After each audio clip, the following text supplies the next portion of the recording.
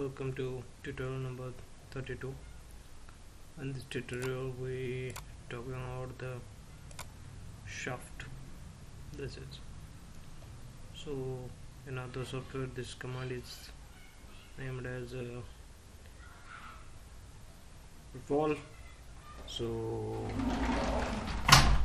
let's begin to run this command. So select the plane and go to the sketch. We're going to the sketch this and we draw one rectangle and draw. In this command we have to one axis of the rotation. We taking the axis or the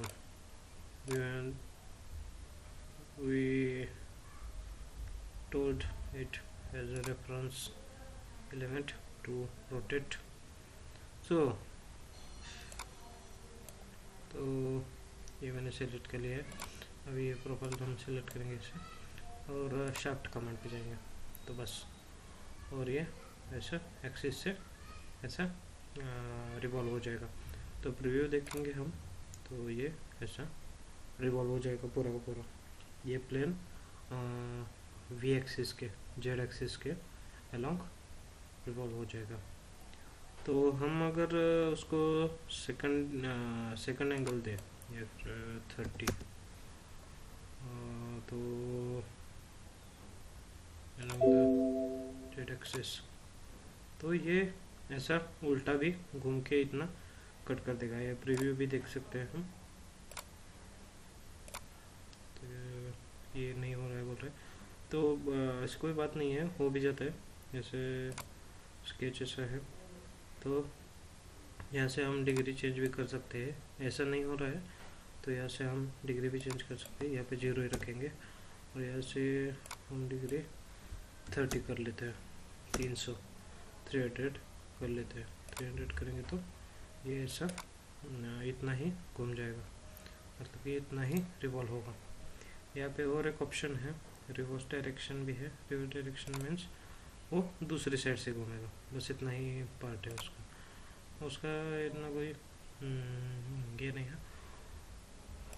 और मोर में जाएंगे तो हमें ये इसके thickness भी change करने आ सकती है. तो यहाँ पे 1 mm हमें दे दिए है. हम 2 mm लेते हैं तो भी हमें ऐसा हॉलो पाइप मिल जाएगी, स्क्वायर पाइप. ये देखो यहाँ पे हॉलो 2 mm थिकनेस वाली पाइप तैयार हो गई है. अगर डिग्री एंगल देने की कोई ज़रूरत नहीं है. एंगल अगर यहाँ पे एंगल चाहिए हो आपका तो एंगल भी दे सकते हैं यहाँ पे 2 डिग्री.